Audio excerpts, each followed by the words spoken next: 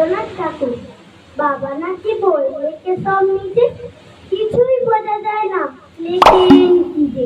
সেদিন করে শোনাচ্ছিলেন তোরে, বুঝেছিলি বল মাস্টার কি করে? এমন লেখাই তবে বল দেখি কি হবে? তোর মুখে মা যেমন কথা শুনি, তেমন কেন লেখেন না গো উনি? ঠাকুমা কি বাবাকে কখনো রাজার কথা শোনায়নি কখনো? সেসব কথাগুলি গেছেন বুঝি বুঝি। স্নান করতে বেলা হলো দেখে তুমি কেবল যাও মা ডেকে ডেকে। খাবার নিয়ে তুমি বসেই থাকো, সে কথা তার মনেই থাকে না গো।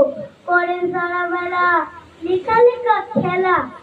আমি বাবার ঘরে আমি খেলতে গেলে তুমি আমার বলো দুষ্টু ছেলে। বকো আমার গোল করলে পরে, দেখছিস না লিখছে বাবা ঘরে। বল তো সত্যি বল, লিখে কি ওই পদ? আমি যখন বাবার খাতা টেনে লিখি বসে দোয়াত কলমে নে, ক খ গ ঘ উঙ হজ বড়। আমার বেলায় কেন মা রাগ করো?